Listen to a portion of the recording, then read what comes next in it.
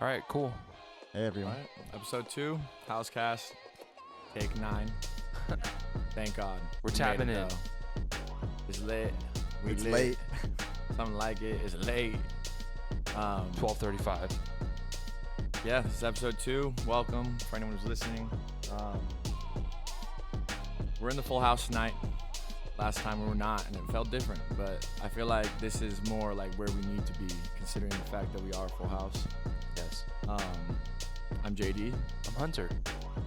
And this is HAUSCAST. Tonight, special guest, second one, Very special guest. John Liwag. Yes, sir. Thanks Welcome. for having me, guys. Golf clap. Yes. Insert audience clap here. Yeah. Everyone Sit stop, down. stop. Not all at once. But yeah, John Liwag. Introduce yourself. Where are you from? What do you do? John Liwag. I'm from Valencia, California. Suburbs. Six Flags. A very pivotal landmark of that area. I feel like no one knows where it is. You only see it when you're on the freeway. You have to say That's Six it. Flags. You see Six Flags. You're going to Six San Flags. Francisco. See Six Flags. It's like we made it this far. And then like Yeah. the weird water park that like nobody's ever been Not to. far from the Grapevine. Hurricane Harbor. Yeah. Hurricane if Harbor. you go to the Grapevine, you're too far. We spent a good amount of time with each other, and I never knew that's where you lived. Yeah. Sad.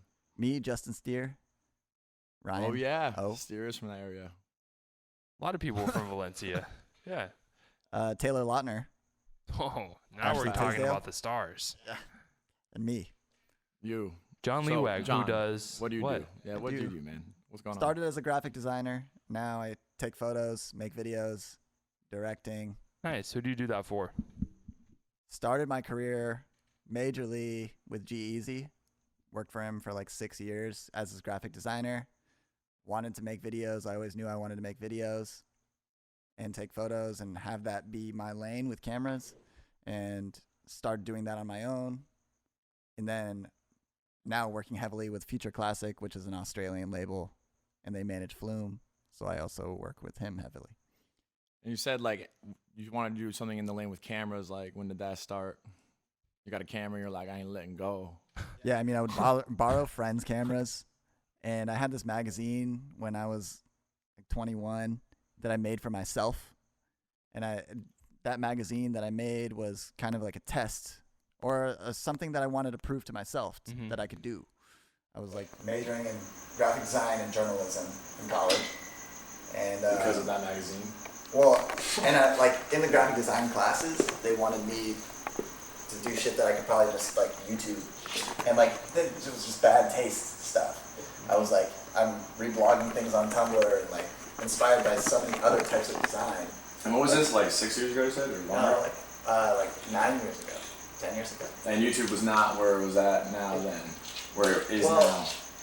You can, And it was- I could learn a lot more by doing my own research. Is basically it. Nice. And for my journalism classes, they wanted me to intern for the local newspaper when I could just write a blog in an era where blogs ran everything. So So you're in school like when you dropped that magazine or what? yeah, I was like cutting class to make the magazine, and so I interviewed all the people that were in the thing, took the photos, designed it.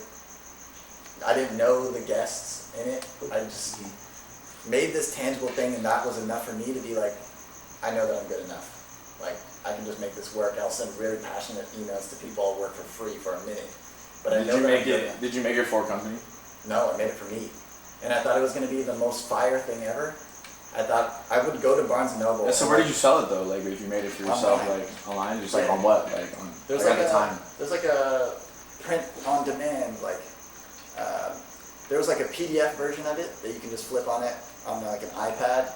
I like tried to design it for iPad. That was a poppin' at the time. And also, if you wanted to purchase it, I forget which website it was, but it was like you got a physical print of it. Like 3 people bought it.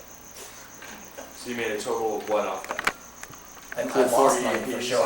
I lost money for sure. Nice little 48 ringer. Yeah. I mean, how many did you get printed though? I printed one for myself. And then those two people. 3 people bought it. But the kicker of that whole experience was, at the time when Twitter, in that era, there was no mute button, and so anyone that was following you got everything. Twitter was a minefield back then, man. I would tweet "Good morning" Different. every morning. Step on the Good timeline, morning. you don't know what you're about to find. and I would just go crazy with it, and like, but when I was making that magazine, I documented. And that was when Twitter was like underground, like on some like, yeah, not only if you knew, but like on some like, it was not like a safe space, but it was like controlled almost, like it's like a controlled environment, and now it's just like James Harden tweeted me just back, no question. I followed It's a Tyler, whole the creator, different- when he had like 10,000 followers. You Like, still fuck Tyler. celebrities would tweet anything, man. Fuck Tyler. Kind of like Still ran some I that do. whole. Kanye beat on a granny. Yeah, I mean, Twitter's still wild. That was Fred beat Twitter. For, terrible. I would have never predicted that to be a highlight of 2020 Twitter. I mean, Never shocking. among It's other never things. shocking. That and Paul George just fucking boning it. I hate to see that too. I'm gonna just catching all the smoke. Alright, so how do you take this from a magazine to actually, or a self-made magazine to something that's out there in the public for others? Yeah. They say that I say, But like, I found whoever out they is. that dancing with you. Dancing with I realized in that moment that all you need to do is like affect one person, and that can change your entire course of everything. And because people that followed you couldn't mute you, I was documenting the whole experience of making this magazine. And so G-Eazy was following me when he was still in college, and I didn't think I was performing or like posting to get the attention of anybody. you. Because he didn't really start blowing up to like 2013 or 20. I was a fan of his music, but I wasn't like nervous to post shit because he was gonna see it. How'd you just like, he was following you? Like, how many followers did he have? And you were He like, had- yeah. Like 2,000, 3,000, like something so small. I just liked his aesthetic and like his like whole brand at the moment. Like it was so DIY, but I was like, he knows what he's doing. The reason why he was following me is because when I started my blog, when I started my blog, because you referenced it prior, John ran a music blog for a brief time, and I ran a music blog, but I would also write about fashion. I would write about Circa anything that I 12. was like. Yeah, anything that I liked. But then I also showed that to other music blogs so that I could write for their blogs. Mm-hmm. And then that gave me more credibility as a journalist. I was just trying to keep everything moving even if I wasn't getting paid. Yep. And so G-Eazy's strategy, like looking back on it, he wanted to befriend every music blogger and just be nice to them and follow them and like. But when it was time for him to drop a single, he would like DM probably everybody so that he could get a post off. But because he was following me just to get that DM off, I was like talking about the making of my magazine. And then he was like, yo, I saw all the work that went into that. Do you design websites or do you design merch? I'm about to go on the biggest tour of my life, Vans Warped Tour. And I was like, oh, this is the Classic biggest tour. artist I'm ever going to work for. And I Jeezy lied. was on Warped. Yeah, he was like Wow. with Hoodie Allen and like T Mills. There's always like Mod three Sun. rappers Such a on different time a for that. Warped Yeah. tour, man. Hoodie Allen. Hoodie Such Allen. a rare. He was Different Hoodie lane. Allen's way bigger than G-Eazy. Does anybody Yeah. remember when Hoodie Allen jumped off the mezzanine? You think Hoodie Allen's way The- bigger than the one G-Eazy? show? No, he was. At the time. at the time, But yeah. that was like That's when it was, Vans like, Warped Tour him, era. like fucking like Sammy Adams, like Yeah, Sammy Adams was Sammy big. Adams. Different. Man. Wow. different But time. look who came out on top. For real though. Easy. My guy. But I mean, yeah. Certified pop star. For real. So many Still. platinum records. Still busting. So he DMs you asking like, "Yo, I'm about to do this merch, but like you're not doing merch at the time." I Correct? lied. And I was like, I can do it. Because I knew that that's what Yeah. I mean, when you got something like that, it's like, yes, yeah. I do that. Now I do. He's amazing, dude. Like when I said or like Well, still before referencing all that we other go shit. Yeah. farther down that, like, so you started talking to him, and then that was your main focus at the time, like, because after Yeah. the magazine, that was like the first biggest like type break that you had. Yeah. I would like try to like in the car with my friends like play random G-Eazy songs just to put them he on. blew up rather like it was like And he they'd be was like, "Who is small, and this?" then it was just like boom, like G-Eazy was just huge, like Yeah. at the time especially. So this was in like 2013. Yeah, he Like- signed his deal in 'Cause that's like- 2014. Yeah, But I- 2014 was when he dropped what's it called? These things happen. Yeah, these things happen. Yeah, Also, debut. also a still very relatable message These things happen. from Yeah, Gerald. These things do happen. that album though changed my life. And then the next honestly. one, these things happen after dark, dog. No, it's When It's Dark Out. When it's Oh, dark man. out. What are you? You thought he hit the rich homie Quan flow, where just every tape is named after the last one. Just boom. He has a remix album Still called going These Things in. Happened. Oh, he's about to drop These Things Happened too. Oh wow, the sequel. Funny story about G-Eazy. A boss at a job I have, who will go unnamed, was once tasked with interviewing Oh, no. G-Eazy on the spot at like Coachella, and I guess he wasn't prepared for the interview at all, and he was looking up like stuff about him. How'd you get your name? No, he was like I guess he looked up on Wikipedia that apparently G-Eazy was Ukrainian, and so he walks into the interview and he's like, Wait, who Yo. was gonna interview him? Can't name him apparently. Oh, trying to keep this anonymous. So, And I don't even know who this is, honestly. yeah, literally. Or would I know? I think he said it was his old manager or some shit. Didn't you say it was your old boss? It doesn't even matter. way to Old? concentrate on the one Yeah, thing yeah, that I yeah. tried to make like anonymous here. Okay. So moving on. he, he asked him if he's Ukrainian. G-Eazy's not Ukrainian at all. Interview ruined. Story doesn't hit after that. It was just like- brief pause there, dude. I mean, that shit did not hit at all. Strictly duds. I was like, what? I knew. Bottom yeah. line, Jeezy. He's Yeah. not Ukrainian. He's not Ukrainian for everyone Don't out ever there. ask him. G-Eazy really blew up off that I Mean It In Ukraine? in Ukraine, yeah, and Yeah. everywhere actually. At I'm the in time when I that Mean It song music dropped, it video. was like everyone was bumping it. Like, it just I Mean happened. It? Yeah. I mean, it was definitely a thing. I mean, I genuinely cannot remember. I just cannot remember a time in my life where G-Eazy was like, Not popping. And I was on the way to a party or something, and this fool put it on. And I remember that just the chorus was like super outstanding. I was like, because it sounded different. It was Remo. I mean it. Like, it's nice. I mean, so that song stands out to you for any sort of reason. Because I'm in the music video. Boom. I also did the graphics for the video. And it's Boom. also his most viewed video. damn. Boom. 500 million views.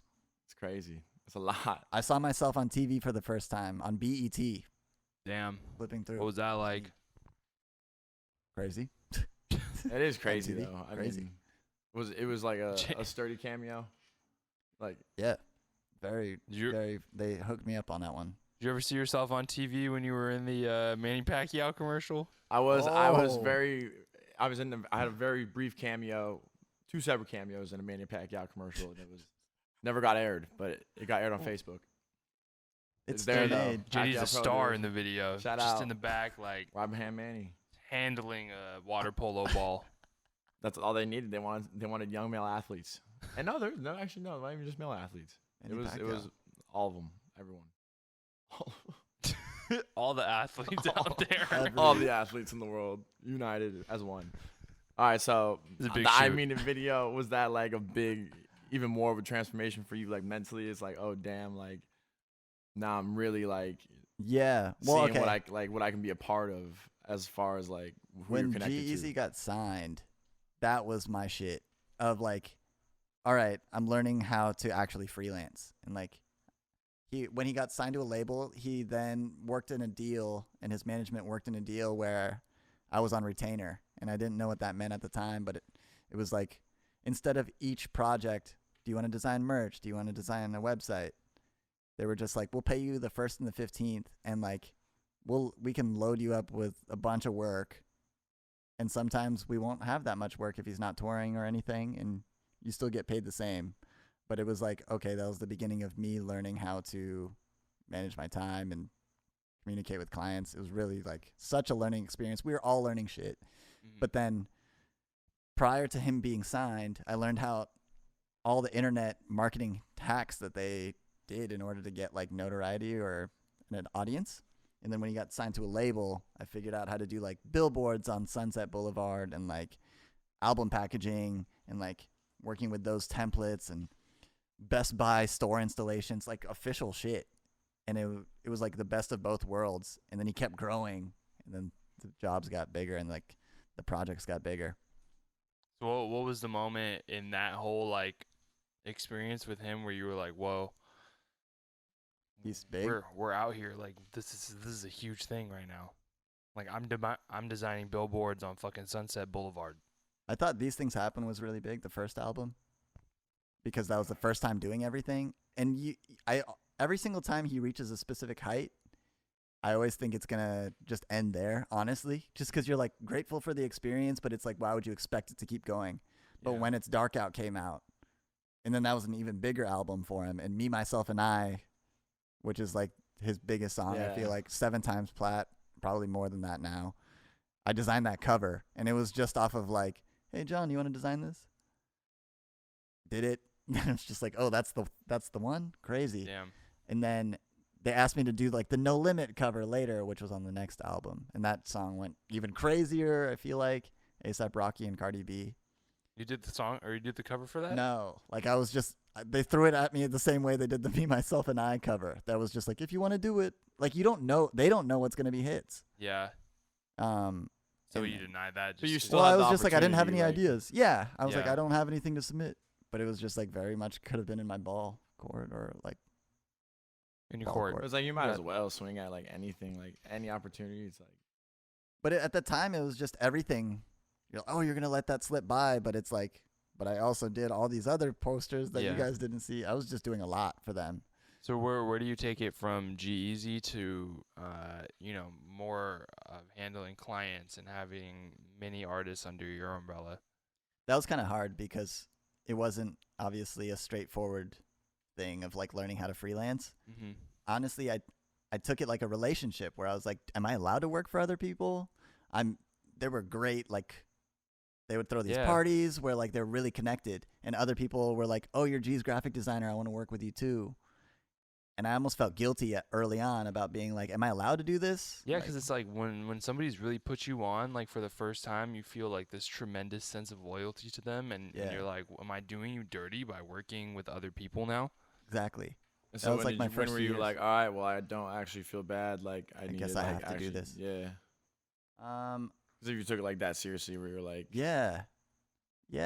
I mean, is that the only reason you felt guilty? Because you felt like he like put you on? yeah, I still feel kind of feel like that way. Or like I knew I needed to leave to fully feel okay Mhm. about like taking on other shit just because, or like asking for more money. It's like you put me on, like now I'm the guy that's asking for more shit. Yeah. It's like you're biting the hand that fed you type thing. And I always wanted to avoid that. And then that led to like this weird breaking point where like I had to stop working for him because I was just like, I see a lot more for my career, and like I've done this 3 platinum albums, Yeah. like so many different cycles of, it's just a machine. Not a machine, like he's still making a bunch of original new shit. It's a machine for me because it's repetitive, and I wanted to do more of like directing stuff and like cameras, and I was only doing graphic design for him. Mm-hmm. So that's where it kind of like, So this breaking point, like, are you already working with people? yeah, I was like starting to slowly, because I was like, I have nothing to lose now if they fire me. So you like not homies with G-Eazy anymore? or No, I'm anything? homies with him. No, we're he's like my brother. Oh, nice. But like, I needed to. I was so bad at communicating that because I didn't learn how to exit or enter yeah. any client relationship. So I was just like, I'm having a lot of anxiety right now, but that was me, my gut feeling being like, I know I should be doing another thing, but I don't know how to do it for someone that's given me everything. Mm-hmm. And so I hit a really rough patch where I was just like dragging my feet on every project, wasn't doing what I was supposed to be doing because I was afraid to communicate that. And that I wasn't playing like an A+ game. Like with him or with other people? with him. Oh, okay. And then, but then I also didn't want to take on other clients. So it was just like a really slow, like 2018, 2017 type thing. Yeah, I don't know. Like And you were still in Valencia at the time? No. I moved out in 2015.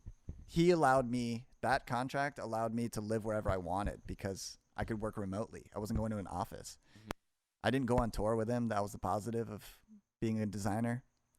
The downfall was that I would only go to shows that I was around, like in Vegas or in LA, or sometimes in the Bay. But yeah, in that Where'd you choose to live? I moved out for the first time to Minnesota? Vegas. Hey. My Straight to favorite place in the Vegas. world. And was it? I liked it a lot. Yeah, it was like training wheels to live anywhere else. The cost of living there is so low. It was so fun. Like I didn't go to college. I dropped out. I dropped out of a community college, and so that kind of felt like my college experience Mm-hmm. condensed into like 6 months to a year. It was How much nice. were you paying for rent in Vegas? $550 for like 2-bedroom, 2-bath, gated community, 24-hour gym, like a pool, one exit away from the strip. Might cost you $2K in SoCal, man. Dude, easily. Easy. 2 bedrooms. We had a room that was just my office. It's fucking weird. Damn. Got a dog at that point. Like, it was awesome. It was What a brought dream. you back to LA? The dream was always to move back to LA. That was just always going to be like, I moved in with an ex in Vegas, but as soon as she graduated from college, we were going to move to Orange County. Mm. And I always wanted to live in Orange County, like near Newport's, like my favorite city. And we lived in Costa Mesa for 2.5 years. And I was still working remotely. Like I was still in that transition period of being a videographer, photographer Mm-hmm. from a designer, so I could still live out here. And then we finally made the move to Studio City in LA in 2018. Yeah. And then I've like fully made the jump, and I was like, I need to do this. The LA move is serious, man. I know. Shakes a lot of things up. You finally moved to LA. It's like, all right, here we go. It's a lot less expensive than I thought it was going to be. The prices of living in Costa Mesa versus LA are pretty similar. Yeah, honestly, after having lived here for a couple years, it's like, if you want to make it work, you'll make it work somewhere. Yeah. So, like, while you're doing all the graphic design and stuff, you're still, like, I mean, because you did the video, you said you did the effects for that Mina video and stuff, like, and was that the only video you were really, like, working on? Like, were you, like, still, Oh, like, man. practicing, like, everything else you're doing? Like, how did you, like, start making your way more into, I mean, what would you say you do more now, like, graphic design, or would you do more video work? I do way less graphic design now. I almost do, it's like 10% of my work now, whereas it was flipped. It was like 90% before. Video and photos, what I do mostly now. There was a video that I did for G, which, like, the concept was a bunch of magazine covers. G-Eazy, Almost Famous. Like, I'm really, really proud of that one, just because they came to me with this concept of, like, he's standing in front of a bunch of different covers, and I needed to adapt, like, the Hype Beast magazine, the Fader, XXL, like, to, like, be a little bit different, so we wouldn't get people knew what we were referencing. What's the spin-off names of the magazines? It was literally like Forbes, but with a Z. Just the Z's and everything, pretty much. It's like bootleg magazines. Yeah. High Times, he has a song called Stay High, so Stay High Times. It was just very, like, and then we would change, like, the little subtitles on it. Like, I would change all the details in the style of GQ. Mm-hmm. I don't even know what we changed GQ to. G-Eazy Q. GE. Yeah, we went GE. It's pretty fire. Naturally. This is duh. I was close. What was the Yeah. what was the I mean, transition? we were talking about, I mean, so, okay, so you were, like, now you're doing more, like, video work and more, and less graphic design, like, and is that, like, by choice? Like, Oh yeah, I mean, you definitely like making videos. You do it for, like, who are you making videos for, like, right now? a lot of people. Oh yeah, I work at a label now. So all of our artists there. It's like Flume, G Flip, Hayden James, Flight Facilities, Taku. Like, it's those are like the Future Classics artists. But I have my own artist that I'm working with and trying to. And who's that?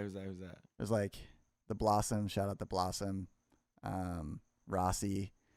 Just people that I've come across that I believe in their projects, and And those are just two, right? I mean, do you have, like, more? You have, like, a handful of people Yeah. you're working with a lot? Yeah, so, like, I mean, just I guess so one-offs. amongst those, like, that handful of people is, like, what are, like, the common, like, characteristics you see in them? Like, what do you see in people that you think separates them from the people that like, not that you wouldn't want to work with them, but you're more inclined to work with like what type of person, like what? Yeah.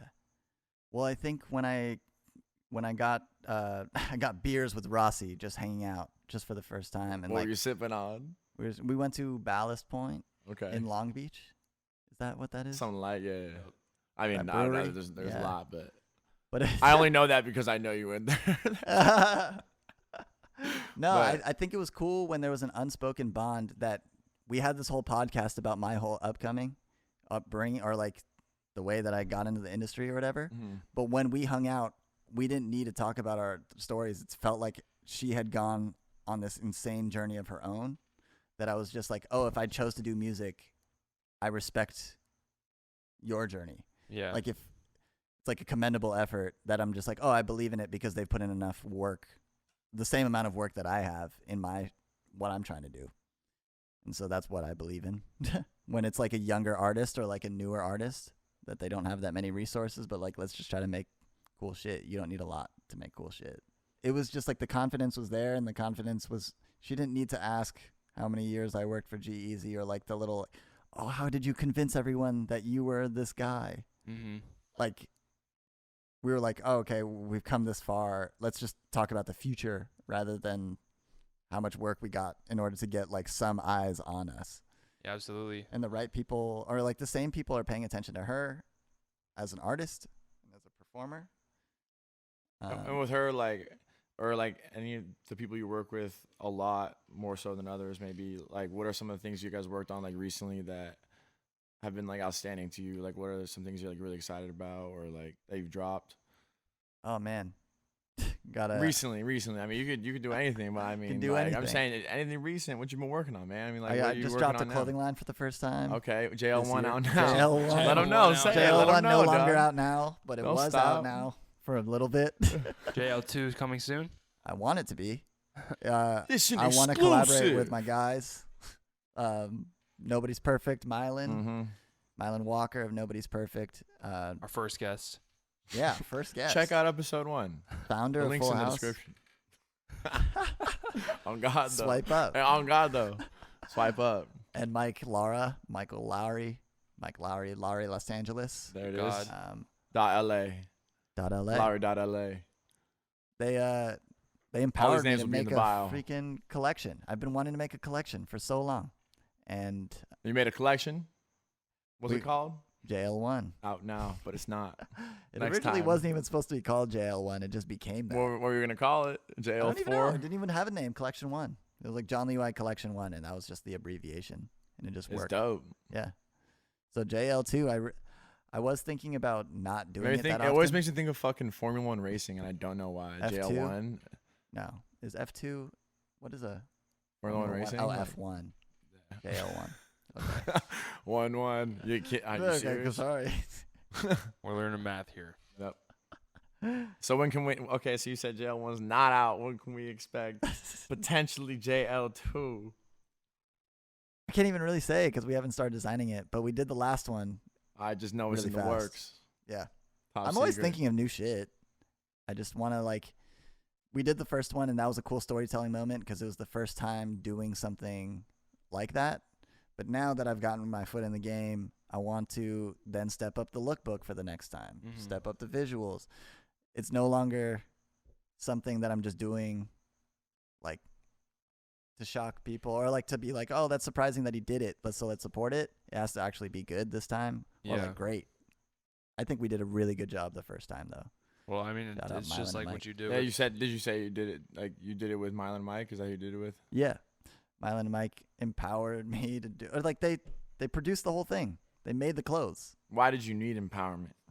Why did I need it? Like Oh, you said, dude, they I've empowered been- you. It's like, were you not empowered on your own, or like Not not even at like all. that? I mean, like, No, yeah. were you just not empowered? Like, were you like lacking inspiration, or like there's a reason you were afraid I've to do it, or not wanted to- afraid, but like I've something wanted that was to do holding you back. clothes. Yeah, forever. I wanted to work for the Hundreds for so long. I don't Dude, know the why. hundreds, man. So sick. Bobby Hundreds. They need to come Legendary. back with vengeance, like on some Stussy shit. Like Stussy going crazy right now, and That's they never dope. stopped. But like right now, they're going stupid. Like the hundreds is like all I wore in high school. Literally, like I had like Dope brand. 70, 100 shirts. Facts with the And I've Susie lost has a every one lot of of them. years on the hundreds. Oh, dude, for sure. a lot, but that's what I'm saying. They've had like Hundreds are insane. due. They're longevity. due. No, they're due. We need a I'm DC excited. revival. I'm very excited. A DC revival, a Smooth Edney's revival. Edneys. I don't know about the Edneys. We all need to With start that. rocking shoes the No, I'm size here of for bricks Edneys. again, I'm here for man. Edneys. I had Edneys. feel I that. mean, I actually had Edneys. Everyone had Edneys. I had a pair of white Edneys in 7th grade, and they would like spray paint the fucking grass at my middle school, and I was What? playing football. Yeah, across the street, they literally would spray paint the fucking park grass to make it green. It was fucking crazy. You were shitting But, me. dude. And I walked through it, and then I got this like gray fucking coloring on my white Edneys, and it low key looked super hard. I always loved them after that more. And then my feet fucking grew. Who would have thought that was gonna happen? You know? I'm stuck on the fact that they spray painted the grass green. Yeah, I didn't know. I didn't fucking know until that moment. I was like, yo, is he actually? They spray painted the grass. Like someone told me that, and I think I laughed then. Like I was like, I mean, that's ridiculous. I still don't believe it and right they're now. like, look, I swear, bro. Like I literally looked over, and this dude was spraying it and was like putting green shit on it. And I don't know why. It was obviously a waste if I walked fucking through it. I don't know. It happened though, but This is why you don't think it's actually a thing. I don't know. Temecula Maybe just they shouldn't lied to be me. allowed, dude. Yeah, Temecula's different. Temecula. That's where I see. You didn't know I grew up in Valencia. I didn't know you grew up in Temecula. D-Town. D951. Hey, quiet on set, please. Just kidding.